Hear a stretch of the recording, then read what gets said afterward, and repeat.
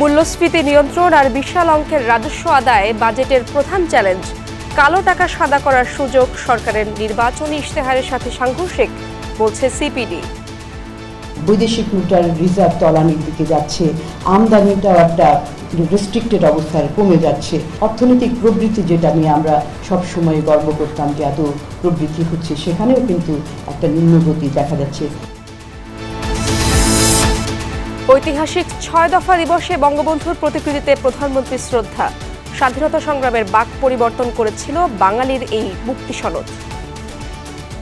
৬ দফা যদি না হতো তাহলে ৬৯-এ ৬ দফা ভিত্তিক ১১ দফা গণ বিস্ফোরণ হতো কিনা, সেটাই হলো বড় কথা। সাবেক আইজিপি বেনজিরের নজিরবিহীন জালিয়াতি। পাসপোর্টের আবেদনে বায়বীয় ফোন নম্বর, পেশা প্রাইভেট সার্ভিস, প্রভাব খাটিয়ে ২৪ ঘন্টায় নেন পাসপোর্ট। রূপগঞ্জে আধিপত্য বিস্তারকে কেন্দ্র করে দুপক্ষের সংঘর্ষে এক যুবক নিহত, আহত ১৩। গাজীপুর ব্রাহ্মণবাড়িয়ায় ছাত্রলীগ কর্মী হত্যার ঘটনায় পৃথক মামলা। কোরবানিতে বড় চমক, নওগাঁর রাজা বাদশাহ ষাঁড়গুলোর ওজন ৫০ মনের বেশি। অনুমোদনহীন হাট বসালে পশুসহ আটক হবেন মালিক, হুঁশিয়ারি ডিএমপি কমিশনারের। বিজেপির নতুন এমপি কঙ্গনাকে চড় মারার ঘটনায় ভারতে তোলপাড়। সাময়িক বরখাস্ত কনস্টেবল কুলবিন্দর কৌর, মামলা দায়ের।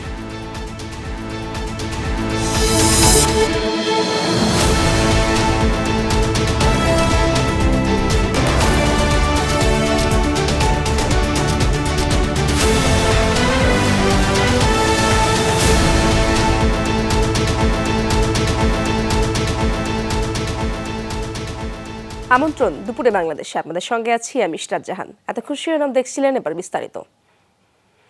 অসহনীয় মূল্যস্ফীতি নিয়ন্ত্রণ আর বিশাল অঙ্কের রাজস্ব আয়ের লক্ষ্য অর্জনের চ্যালেঞ্জ সামনে রেখে বাজেট দিয়েছেন অর্থমন্ত্রী। এর সাথে বিপুল ঋণের বিপরীতে সুদ পরিশোধের চাপও আছে। বিশ্লেষকরা মনে করছেন, নিত্যপণ্যের বাজারের উত্তাপ কমাতে ব্যর্থ হলে জনজীবনে অস্বস্তি আরও বাড়বে। ব্যাপক সংস্কার ছাড়া রাজস্ব আয়ের লক্ষ্য অর্জন নিয়ে সংশয় দেখা দেবে, আর বিনিয়োগ টানতে ব্যর্থ হলে বাড়বে বেকারের সংখ্যাও। আগামী অর্থবছরে মূল্যস্ফীতি ৬.৫% নেমে আসবে। মূল্যস্ফীতির চাপে সীমিত আয়ের মানুষ নিত্যপণ্য ও সেবা মূল্যের ঊর্ধ্বমুখী প্রবণতা অস্বস্তিকর পরিবেশ তৈরি করছে। অব্যাহত আছে উচ্চ মূল্যস্ফীতির হার। বিবিএস এর প্রতিবেদন বলছে, বিদায়ী অর্থবছরে ২ অঙ্ক ছুঁই মূল্যস্ফীতির হার। এ অবস্থায় আগামী অর্থবছরের জন্য প্রাক্কলন করা হয়েছে ৬%। অর্থনীতিবিদরা মনে করেন, নিত্যপণ্যের দাম সহনীয় পর্যায়ে নামিয়ে আনাই হবে সবচেয়ে বড় চ্যালেঞ্জ। যে লক্ষ্যমাত্রা ধরা হয়েছে সেটা অনেক বেশি উচ্চাকাঙ্ক্ষী। সেটা অর্জন হওয়ার সম্ভাবনা আমি কিন্তু খুব বেশি দেখছি না, যদি না খুব বড় ধরনের বৈপ্লবিক কোনো সংস্কার করা হয়। সেটা যদি না করা হয় তাহলে আসলে দেখতে হবে এই মূল্যস্ফীতির মধ্যে সাধারণ মানুষকে কতটুকু স্বস্তি দেওয়া যেতে পারে। বিদায়ী অর্থবছরের রাজস্ব আদায়ের লক্ষ্য অর্জন থেকে পিছিয়ে পড়েছে এনবিআর। এই অবস্থায় রাজস্ব আদায়ের আরও বড় প্রাক্কলন করা হয়েছে। প্রস্তাবিত বাজেটে সরকার ৫,৪১,০০০ কোটি টাকার লক্ষ্য ঠিক করেছে। এর মধ্যে ৪,৮০,০০০ কোটি টাকা জোগাড় করার লক্ষ্য ঠিক করে দেওয়া হয়েছে এনবিআরকে। আমাদের অতীত অভিজ্ঞতা বলে যে এটি এনবিআর পারবে কিনা, এটা একটা সন্দেহের ব্যাপার। এবং এইটা করতে গিয়ে যে আগের থেকে যেরকম কিছু কর ছাড় সুযোগ ছিল, সেগুলো যদি না থাকে এবং কর যদি বাড়ে, এটার চাপটা গিয়ে সরাসরি কিন্তু আমাদের সাধারণ মানুষের উপর পড়বে। বাজেটে ঋণের সুদ পরিশোধ বাবদ বরাদ্দ আছে ১,১৩,৫০০ কোটি টাকা। ডলার পাউন্ডের বিনিময় হার বেড়ে যাওয়ায় অর্থবছর শেষে সুদ পরিশোধ বাবদ ব্যয় আরও বাড়তে পারে, এমন অভিমত অর্থনীতিবিদদের। এই যে উচ্চ সুদ বা সুদজনিত ব্যয় পরিশোধ, এটা অন্য কোনো কিছু আমরা করতে পারি বা না পারি, এডিপি বাস্তবায়ন করতে পারি বা না পারি, দেখা যাবে যে আমরা সুদ পরিশোধ আমরা করে যাব। কিন্তু সমস্যা হচ্ছে যে এইদিকে আপনি ঊর্ধ্ব আকারে যত বেশি আপনি রেভিনিউ বাজেটে অর্থ ব্যয় করে ফেলবেন, তত বেশি আপনার ডেভেলপমেন্ট বাজেটে আপনার ব্যয় সক্ষমতা কমে। রিজার্ভ বৃদ্ধি, কর্মসংস্থানের সুযোগ সৃষ্টি সহ উন্নয়ন সহযোগীদের ঋণের নানা শর্ত পূরণ করতে হবে আগামী বাজেটে। আর এসব চ্যালেঞ্জ মোকাবেলা করেই দেশের ইতিহাসে সবচেয়ে বড় বাজেট বাস্তবায়নে আশাবাদী অর্থমন্ত্রী। মাসুদুজ্জামান রবিন, যমুনা নিউজ, ঢাকা। বাজেটে অর্থনৈতিক অনিশ্চয়তা থেকে বের হওয়ার কোনো নির্দেশনা নেই। মূল্যস্ফীতি, জিডিপি প্রবৃদ্ধি এবং বিনিয়োগের যেসব লক্ষ্যমাত্রা ধরা হয়েছে তা অতি উচ্চাভিলাষী ও বাস্তবসম্মত নয়। দুপুরে বাজেট প্রতিক্রিয়ায় এমন মন্তব্য করেছেন সিপিডি নির্বাহী পরিচালক ডক্টর ফাহমিদা খাতুন। বলেন, বাজেটে অর্থনৈতিক সূচকের অনেক লক্ষ্য পূরণ হবে না। চলমান অর্থনৈতিক চ্যালেঞ্জ অনুধাবন করতে না পারায় বাজেটে চ্যালেঞ্জ মোকাবেলায় যেসব পদক্ষেপ নেওয়া হয়েছে তা দুর্বল ও অপর্যাপ্ত। তিনি আরো বলেন, একটি চ্যালেঞ্জিং সময় বাজেট হলো। আমাদের প্রত্যাশা ছিল এই বাজেট অনেক সৃজনশীল ও সাহসী পদক্ষেপ থাকবে, কারণ অর্থনৈতিক চ্যালেঞ্জিং সময়ে গতানুগতিক বাজেট কোনো ধরনের সমস্যার সমাধান দিতে পারবে না। নতুন বাজেট অতীতের মতোই হয়েছে। অর্থনৈতিক উদ্বেগ মোকাবেলায় যেসব পদক্ষেপ নেওয়া প্রয়োজন তা 2024-25 অর্থ বছরের বাজেটে আমলে নেওয়া হয়নি বলেও মন্তব্য করেন তিনি। মূল্যস্ফীতি রোধ ও নিম্ন আয়ের মানুষকে স্বস্তি দিতে বাজেটে যেসব পদক্ষেপ নেওয়া হয়েছে তা যথেষ্ট নয় বলেও মনে করেন ফাহমিদা খাতুন। মূল্যস্ফীতি নিয়ন্ত্রণ এবং রপ্তানির প্রবৃদ্ধিতে একটা ভোলেটালিটি নিম্ন দিকে, রেমিটেন্স প্রবাহ বাড়ছে না তেমনভাবে, ব্যক্তি খাতের বিনিয়োগ একটা স্থবির অবস্থায় রয়েছে, বৈদেশিক মুদ্রার রিজার্ভ তলানির দিকে যাচ্ছে, আমদানিটাও একটা রেস্ট্রিক্টেড অবস্থায় কমে যাচ্ছে। অর্থনৈতিক প্রবৃদ্ধি যেটা নিয়ে আমরা সবসময় গর্ব করতাম যে এত প্রবৃদ্ধি হচ্ছে, সেখানেও কিন্তু একটা নিম্নগতি দেখা যাচ্ছে। মূল্যস্ফীতি 6.5% নামিয়ে আনার যে লক্ষ্যমাত্রা তা বেশ চ্যালেঞ্জিং, এমনটাই ভাবছেন উন্নয়ন সমন্বয়ের চেয়ারম্যান ও অর্থনীতিবিদ ডক্টর আতিউর রহমান। সকালে ব্যাংক এশিয়া এবং উন্নয়ন সমন্বয়ের যৌথ উদ্যোগে ছিল বাজেট প্রতিক্রিয়া বিষয়ক আয়োজন। সেখানেই তিনি বলেন, বাজেট ঘাটতি কমাতে ব্যাংকিং খাত থেকে ঋণের পরিমাণ কমানোর বিকল্প নেই। সামাজিক খাতগুলোকে প্রত্যাশিত মাত্রায় ছাড় দেওয়া হয়নি বলেও মনে করেন ডক্টর আতিউর রহমান। তার মতে শিক্ষার মানোন্নয়ন এবং জনশক্তির দক্ষতা উন্নয়নের চাহিদা পূরণে বাড়তি বরাদ্দ জরুরি। বলেন, 15% কর দিয়ে কালো টাকা সাদা করার সুযোগ গ্রহণযোগ্য নয়।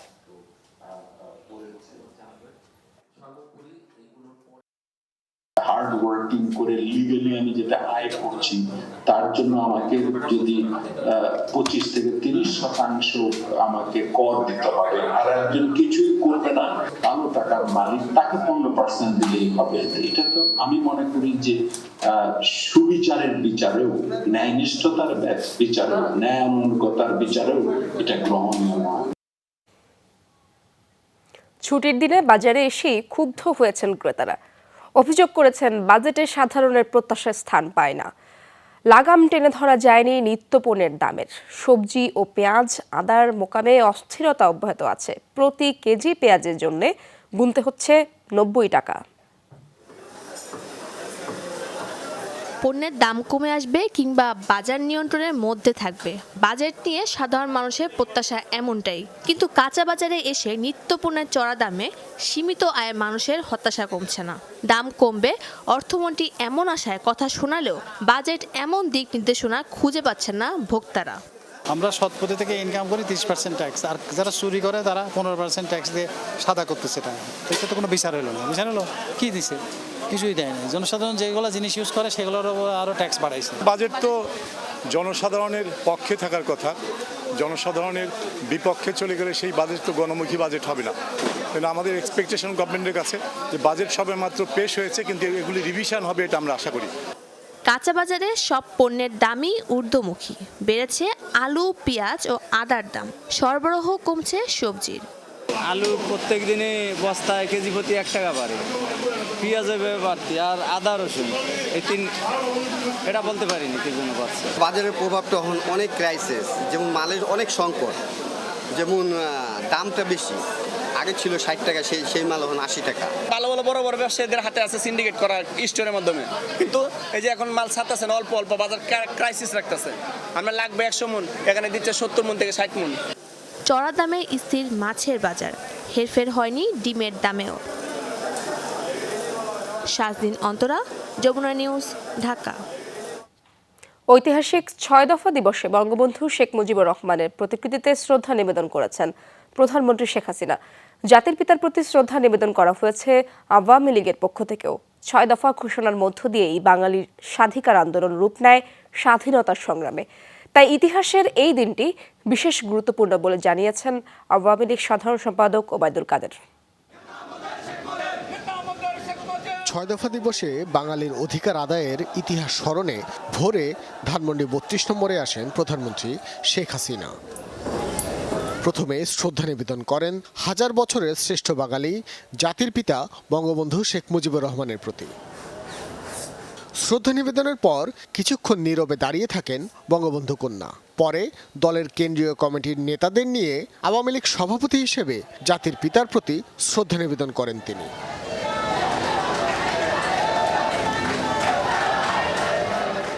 শ্রদ্ধা নিবেদনের পর আওয়ামী লীগ সাধারণ সম্পাদক বলেন, স্বাধীনতা আন্দোলনের ক্ষেত্রে মাইলফলক ছিল 1966 সালের ৭ জুন।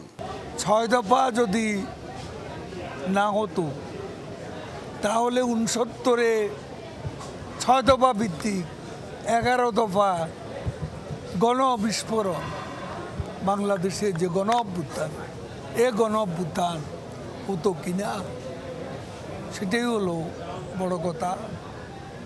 এবং আজকে আমাদের ইতিহাসে বাঁক পরিবর্তনকারী, it was a turning point in our history. জাতির পিতার হত্যাকারীরা বাঙালির সকল অর্জনকে নির্বাসনে পাঠাতে চেয়েছিল বলে মন্তব্য করেন তিনি। তারা বঙ্গবন্ধুকে হত্যা করেনি, তারা হত্যা করতে চেয়েছিল আমাদের মুক্তিযুদ্ধের মূল্যবোধকে, আমাদের স্বাধীনতার আদর্শকে। সেই জন্য বঙ্গবন্ধুর সঙ্গে জয় বাংলা নির্বাসনে, ৭ই মার্চ নির্বাসনে এবং ৭ই জুনও নির্বাসিত হয়ে যায়। কেন্দ্রীয় নেতাদের শ্রদ্ধা নিবেদনের পর জাতির পিতার প্রতি শ্রদ্ধা নিবেদন করা হয় আওয়ামী লীগের বিভিন্ন সহযোগী ও ভাতৃপ্রতিম সংগঠনের পক্ষ থেকে। ভাস্কর ভাদুরী, যমুনা নিউজ, ঢাকা। ক্ষমতায় বসে 3টি পাসপোর্টে নজিরবিহীন জালিয়াতি করেছিলেন বেনজির আহমেদ, দিয়েছিলেন বায়বীয় ফোন নম্বর। সবশেষ আবেদনটি প্রায় ধরা পড়ে গেলেও র্যাব ডিজি প্রভাব খাটিয়ে 24 ঘন্টার মধ্যে পাসপোর্ট পেয়ে যান। সেখানেও দেন উদ্ভট ফোন নম্বর, যার কোনো অস্তিত্বই নেই দেশে। ধরা পড়ে গেলে কি হবে, এই চিন্তা থেকেই 10 বছর ধরে ছক কেটেছিলেন সাবেক পুলিশ মহাপরিদর্শক। আরও জানাচ্ছেন রাজীব আহমেদ। বেনজির আহমেদ তার পুরনো হাতের লেখা পাসপোর্ট নবায়নের আবেদন করেন 2010 সালের 11 অক্টোবর। আসল পরিচয় আড়াল করে নিজেকে বেসরকারি চাকুরিজীবী বলে পরিচয় দেন। আবেদন ফর্মে তার পেশা প্রাইভেট সার্ভিস। আবেদনের 2 দিন পর মেশিন রিডেবল পাসপোর্ট হাতে পান বেনজির, যার মেয়াদ ছিল 2015 সালের 13 অক্টোবর পর্যন্ত। তারপরও 1 বছর আগে ফের পাসপোর্ট নবায়নের আবেদন করেন বেনজির আহমেদ। তখনও তার পরিচয় বেসরকারি চাকুরিজীবী, অথচ তখন তিনি ডিএমপি কমিশনার। দ্বিতীয় দফায় নবায়নকৃত পাসপোর্টের মেয়াদ ছিল 2019 সালের 17 সেপ্টেম্বর পর্যন্ত। পরে 2020 সালে ফের পাসপোর্ট নবায়নের আবেদন করেন তিনি। তখন তিনি র্যাবের মহাপরিচালক, তখনও পাসপোর্টে পেশা তার বেসরকারি চাকুরিজীবী। তখনই ধরা পড়ে তার তথ্য গোপন ও জালিয়াতির ঘটনা। সে আবেদনে ফোন নম্বরও দেন ভুয়া। কি করে করলেন নিজের পেশা নিয়ে এত বড় জালিয়াতি? জানা যায় কোনোবারই সশরীরে পাসপোর্ট অফিসে যাননি বেনজির আহমেদ। আবেদন ফর্ম নিয়ে যেতেন তার ব্যক্তিগত কর্মকর্তারা। সবশেষ পাসপোর্টে বিষয়টি সন্দেহ হলে আটকে দেওয়া হয় তার আবেদন, চাওয়া হয় বিভাগীয় অনাপত্তিপত্র। সেসব তোয়াক্কা না করে প্রভাব বিস্তার করে পেয়ে যান সবশেষ পাসপোর্টটি। সাবেক এই পুলিশ প্রধান পাসপোর্টে আড়াল করেছেন পুলিশেরই পরিচয়, নেননি সরকারি চাকরিজীবী পরিচয়ের নীল রঙের অফিসিয়ালটি। সুযোগ থাকার পরেও কেন তিনি নেননি লাল পাসপোর্ট? প্রাইভেট সার্ভিস দিয়ে যতটা সহজে বিদেশ ভ্রমণ, বিনিয়োগ ও স্থায়ী বসবাসের সুযোগ করা যায়, অফিসিয়াল পাসপোর্ট করলে সেই সুযোগ থাকে না। ক্ষমতার অপব্যবহার করে এ নজিরই তৈরি করেন বেনজির।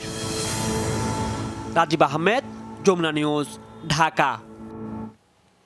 ঝিনাইদহ 4 আসনের এমপি আনার হত্যায় বর্তমানে 2 দেশেই তদন্ত চলছে। পরের সিদ্ধান্ত নিয়ে যে কোনো এক দেশে বিচার শুরু হতে পারে, এমনটাই জানিয়েছেন ডিএমপি কমিশনার হাবিবুর রহমান। সকালে এক ব্রিফিংয়ে সাংবাদিকদের প্রশ্নের জবাবে একথা জানান তিনি। কলকাতা সিআইডি তারা সেটি তদন্ত করছে এবং তাদের কাছেও একজন আসামি রয়েছে, দুইজন, একজন তারা নেপাল থেকে নিয়েছে এবং তারা আগে একজন অ্যারেস্ট করেছিল, আমাদের কাছেও আছে, তারা তদন্ত করছে, আমরাও তদন্ত করছি, তারাও তদন্ত করছে এবং এক পর্যায়ে আমরা সিদ্ধান্ত নিয়ে যে কোনো একটি জায়গায় এই বিচারটি হতে পারে। প্রতি বছর বাজেটের আগে বিএনপি জামায়াত বিবৃতি রেডি রাখে, বাজেট ঘোষণার পরেই তা প্রকাশ করে, এমন মন্তব্য করেছেন পররাষ্ট্রমন্ত্রী ডক্টর হাসান মাহমুদ। সকালে চট্টগ্রামের থিয়েটার ইনস্টিটিউটে ঐতিহাসিক 6 দফা দিবসের স্মরণে আলোচনা সভায় তিনি এই মন্তব্য করেন। মন্ত্রী আরও বলেন, ক্ষমতায় হালুয়া রুটির ভাগ পাওয়ার জন্য যারা দল গঠন করেছেন তাদের উন্নয়ন সহ্য হচ্ছে না।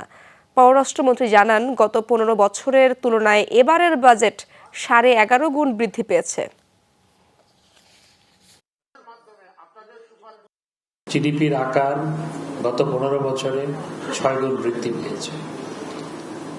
$80 বিলিয়ন জিডিপি ছিল, সেটি এখন $500 বিলিয়ন ছুঁয়েছে। আমাদের মাথাপিছু আয় $600 ছিল, সেটি $2800 ছুঁয়েছে।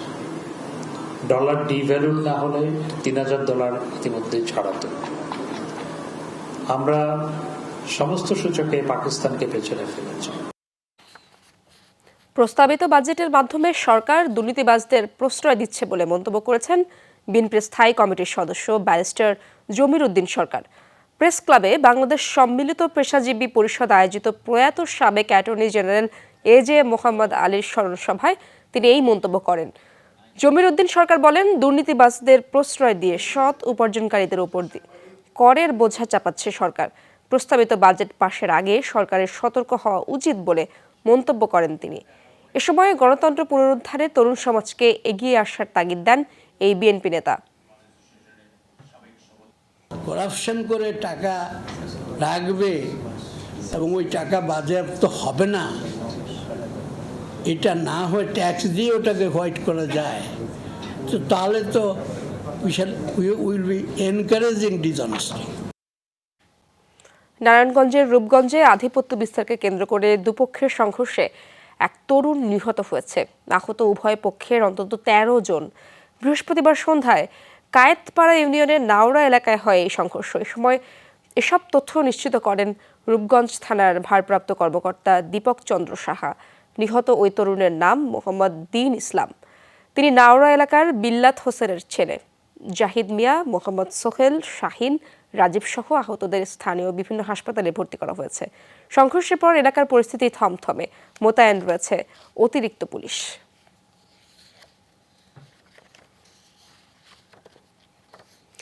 গাজীপুরের কালিয়াকৈরে ছাত্রলীগ কর্মী আল আমিন হত্যার ঘটনায় পৌর ছাত্রলীগের সভাপতি হিরণকে প্রধান আসামি করে 19 জনের বিরুদ্ধে মামলা হয়েছে।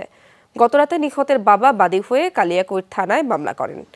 পুলিশ জানিয়েছে, আসামিদের ধরতে অভিযান চলছে।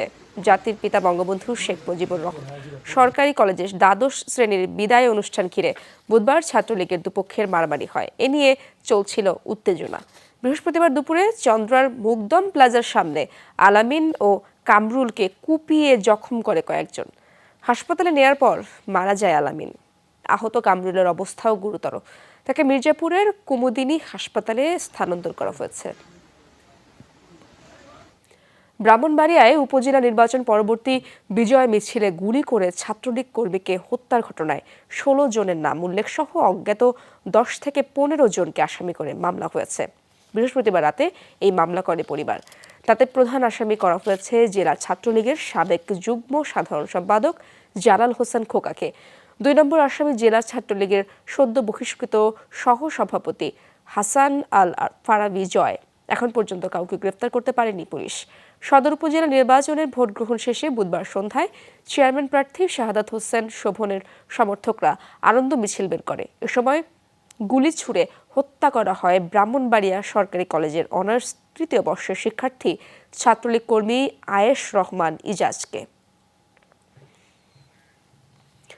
কোরবানিতে এবার বড় চমক নওগাঁর রাজা বাদশাহ সম্পর্কে মামা ভাগ্নে এই ষাঁড় দুটির ওজন 50 মনেরও বেশি। একই ঘরে 2.5 বছর ধরে বড় হয়েছে। এখন গোয়ালে আর জায়গা হচ্ছে না, তাই বিক্রি করতেই হবে। গোয়ালের দরজা ছোট, তাই দেয়াল ভেঙে রাজা ও বাদশাকে বের করতে হবে। তারা সম্পর্কে মামা ভাগ্নে, 2.5 বছর ধরে একই গোয়ালে বড় হচ্ছে। রাজার ওজন প্রায় 30 মণ আর প্রায় 23 মণ ওজন হয়েছে বাদশার।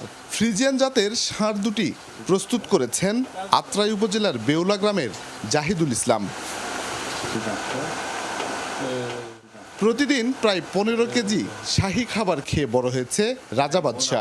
খাবারের তালিকায় আছে আপেল, আঙ্গুর, কলা, এছাড়া খৈল, ভুসি, ভুট্টা, ডাল, ধানের কুড়া, খুদের ভাত, খড় ও ঘাস খায় রাজা বাদশা। প্রতিদিন 4 থেকে 5 বার পানি দিয়ে গা ভিজিয়ে পরিচর্যা করতে হয় তাদের। এই ভ্যাগনা হয় 4 দিন আগে, মামা হয় 4 দিন পরে। ভালো মন্দ ছাড়া খায় না, একটু যদি কম হয় তুই আর খাবে না। খুব শখ, আমাদের খুব আদরের জিনিস। সকাল হলেই আমরা দেখতে যাই, জিনিসগুলো খুব সুন্দর লাগে। গরু পালন করে ধীরে ধীরে স্বাবলম্বী হয়েছেন জাহিদুল। শখের বশে পালন করেন রাজা বাদশা। এবারের কুরবানি ঈদে ষাঁড় দুটি বিক্রি করতে চান, দাম চাচ্ছেন 20 লাখ টাকা। বাপে একটা গরু দিছিল, সেখান থেকে আমি পালন করতে করতে আরো অনেকগুলো বেচেছি, এখন 6টা হয়েছে। 6টার ভিতরে আবার মামা ভাগনা গরু। আমরা বড় পাটি চাই, বড় পাটি এসে দেখুক, দেখে দাম করুক, করে আমার 2টা পয়সা হোক। 2.5 বছরে একবারও ঘর থেকে বের হয়নি রাজা বাদশা। শারীরিক গঠন ও ওজনের কারণে সেই ঘরে এখন আর জায়গা হচ্ছে না তাদের। দরজা দিয়েও বের করানো সম্ভব নয়, তাই দেয়াল ভেঙেই বের করতে হবে গরু দুটিকে। মামা ভাগনা গরু যাত্রার ব্যথ হয় না, যাত্রার কপালেও হয় না, কিন্তু আমার ভেত কপালে আমি একদিন বলছি যে আমার ভেতে একটা মামা ভাগনা গরু হলে আমি পালমু। এখন দেখতেছি এটাতে আর বাড়াবে না, বাধ্য হয়ে এখন এই গোটা ওয়ালটাই ভাঙ্গা বের করতে হবে। 2.5 বছরে রাজা বাদশাদের এই গোয়ালটা বড্ড ছোট হয়ে গেছে, তাই এবছরই তাদেরকে ছেড়ে দিতে চান। সেই ক্ষেত্রে ভালো দাম প্রত্যাশা করেন তারা। শফিক ছোটন, যমুনা নিউজ, নওগাঁ। অনুমোদনহীন কোনো স্থানে হাট বসানো হলে পশুসহ মালিককে ধরে নিয়ে আসা হবে, এমনটা জানালেন ডিএমপি কমিশনার হাবিবুর রহমান। সকালে কুরবানির পশুর হাটে ঢাকা মেট্রোপলিটন পুলিশ কর্তৃক গৃহীত নিরাপত্তা বিষয়ে প্রেস ব্রিফিং একথা জানান তিনি। বলেন, প্রতিটি হাটের নিরাপত্তার জন্য আলাদা আলাদা সমন্বয় টিম গঠন করা হয়েছে। এছাড়া রাজধানীর প্রতিটি প্রবেশপথে পুলিশি পাহারা থাকবে। এক হাটের গরু অপর হাটে জোর করে নেওয়ার চেষ্টা করলে কঠোর ব্যবস্থা নেওয়া হবে বলেও জানান তিনি। এ সময় রাস্তায় পশুর হাট বসানো নিয়ে ডিএমপি কমিশনার বলেন, এই ব্যাপারে প্রত্যেক হাটের ইজারাদারদেরকে নির্দেশ দেওয়া হয়েছে। রাস্তা বন্ধ করে পশু নামালে বা রাখা হলে তাদের বিরুদ্ধে ব্যবস্থা নেওয়া হবে। অনলাইনে প্রতারণা ঠেকাতে সাইবার মনিটরিং টিম রাখা হয়েছে। কোনো অবস্থায় যেন গরু রাস্তার উপরে না আসে এবং রাস্তার উপরে ট্রাক থেকে গরু নামানো না হয় সেটি ব্যবস্থা করবে, এবং যে হাটের এরিয়াটুকু সেটি চৌহদ্দি বাঁশের বেড়া দিয়ে তারা নির্ধারণ করে রাখবে। যদি সেটি না করে, বাইরে করে, তাহলে আমরা সেখানে অবশ্যই ব্যবস্থা গ্রহণ করব। বিজেপি নেতৃত্বাধীন জোটে যোগদানের বিষয়ে সম্মতি জানিয়েছে আরও কিছু ছোট দল এবং স্বতন্ত্র এমপি। ভারতীয় বিভিন্ন গণমাধ্যম বলছে এর ফলে এনডিএর আসন দাঁড়াবে 303-এ। এরই মধ্যে পার্লামেন্টারি প্রধান হিসেবে নরেন্দ্র মোদীর নাম প্রস্তাব করেছে এনডিএ জোট। শুক্রবার এক বৈঠকে এই সিদ্ধান্ত নেন বিজেপি সহ শরিক দলের নেতারা। এ সময় নরেন্দ্র মোদীকে সমর্থন দেন টিডিপির প্রধান চন্দ্রবাবু নাইডু ও জেডিইউর প্রধান নীতিশ কুমার। আলোচনায় হয় মন্ত্রিপরিষদের আকার ও ধরন নিয়েও। আজ নরেন্দ্র মোদীর নেতৃত্বে নাইডু ও নীতিশ কুমারের প্রেসিডেন্টের সাথে সাক্ষাৎ করার কথা রয়েছে। এ সময় আনুষ্ঠানিকভাবে সরকার গঠনের অনুমতি চাইবে এনডিএ জোট। আবারও ভাইরাল কঙ্গনা রানাউত। এবার চর খেয়ে গণমাধ্যমের আলোচনায় তুঙ্গে বিজেপির নতুন এমপি। অভিযোগে এই তারকা টেনে এনেছেন পাঞ্জাবের সন্ত্রাসবাদ, ধর্মভিত্তিক রাজনীতি আর খালিস্তানপন্থী ইস্যু। অন্যদিকে বরখাস্ত হওয়া কনস্টেবলের দাবি, কৃষক আন্দোলনে যোগ দেয়া নারীদের অপমান করায় এই চপেটাঘাত। এরই মধ্যে কুলবিন্দর কৌরের বিরুদ্ধে হয়েছে মামলাও। চণ্ডীগড় বিমানবন্দরের চেকিং পার হচ্ছিলেন বিজেপির এমপি এবং বলিউড তারকা কঙ্গনা রানাউত। এ সময় হঠাৎই গালে পড়ে সজোরে চর মেরেছেন সিআইএসএফ এর কনস্টেবল কুলবিন্দর কৌর। 4 বছর আগে কৃষক আন্দোলনে অংশ নেওয়া পাঞ্জাবের নারীদের নিয়ে বিতর্কিত মন্তব্য করেছিলেন কঙ্গনা। সে সময় তার দাবি ছিল অর্থের বিনিময়ে আন্দোলনে নেমেছে নারীরা। হাতের কাছে পেয়ে ওই মন্তব্যের ক্ষোভ ঝাড়তে দেরি করেননি পাঞ্জাবের কন্যা কুলবিন্দর। কঙ্গনা বলেছিলেন 100 রুপির বিনিময়ে নাকি নারীরা আন্দোলনে নেমেছিলেন। ওই প্রতিবাদে আমার মাও ছিলেন, সেই রাগই রয়ে গেছে। পাঞ্জাবের কৃষক পরিবারের সন্তান কুলবিন্দরের স্বামীও সিআইএসএফ এর সদস্য। সাময়িকভাবে বরখাস্ত করা হয়েছে তাকে, দায়ের করা হয়েছে মামলাও। নেতিবাচক মন্তব্য করে সমালোচিত হওয়া কঙ্গনার জন্য নতুন কিছু নয়। কখনো ধর্ম, কখনো বিরোধী দল, আবার কখনো সরকার বিরোধী বিক্ষোভ নিয়ে আক্রমণাত্মক কথা বলে বারবার শিরোনাম হয়েছেন এই বলিউড তারকা। আর এখন তো তিনি বিজেপির এমপি। ভারতে 2020 সালের কৃষক আন্দোলন নিয়ে বিতর্কিত মন্তব্য করায় কঙ্গনার গাড়ি ঘেরাও করেন ক্ষুব্ধ কৃষকরা। মুসলিম বিদ্বেষী মন্তব্য করে সমালোচিত বিজেপি নেত্রী নুপুর শর্মার পক্ষে অবস্থান নেন কঙ্গনা। घेर लिया है और अगर यहाँ पे पुलिस ना हो तो यहाँ पे लिंचिंग हो openly. Shame on these people. এত কিছুর পরেও আগ্রাসী আচরণ আর বক্তব্য থেকে পিছু হটেনি বিজেপির এই নেত্রী। উল্টো সামাজিক মাধ্যমে জানান পাঞ্জাবের সন্ত্রাসবাদ বেড়েই চলেছে। I am safe but my concern is कि जो आतंकवाद और उग्रवाद पंजाब में बढ़ रहा है, how do we handle that? Thank you. 18তম লোকসভা নির্বাচনে মান্ডি থেকে প্রথমবারের মতো এমপি নির্বাচিত হয়েছেন বিজেপির হয়ে লড়াইয়ে নামা এই তারকা। মীর মুশফিকা হাসান, যমুনা নিউজ।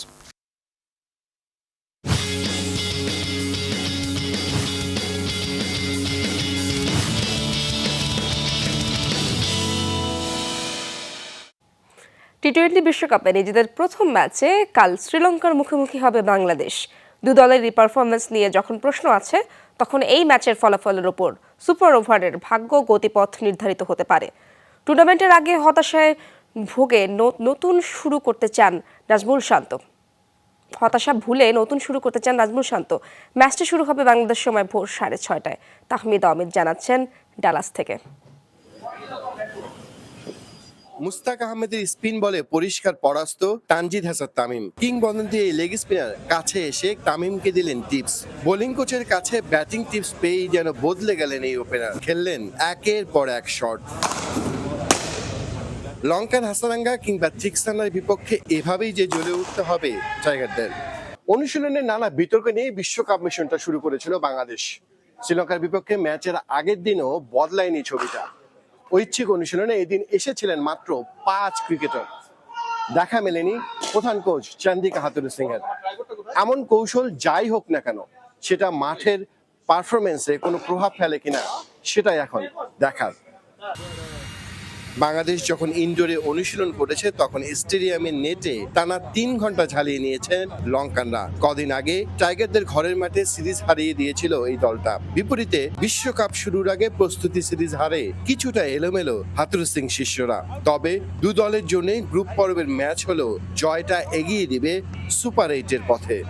প্র্যাকটিসে জানতে জায়গায় ল্যাকিংসে সবাই 100% দিচ্ছে এবং ইমপ্রুভমেন্টের জায়গা যদি বলেন, অবশ্যই আগের জায়গা থেকে সবাই ভালো অবস্থায় আছে। প্র্যাকটিস দেখে বা নেটে যতটুকু আমরা ব্যাটিং করেছি সবাই, তাদের মনে হচ্ছে সবাই আগের থেকে বেটার পজিশনে আছেন। আমি আশা করছি যেভাবে আমাদের ব্যাটাররা প্রিপারেশন নিয়েছে, ওটা যদি এক্সিকিউট করতে পারে ভালো ম্যাচ হবে।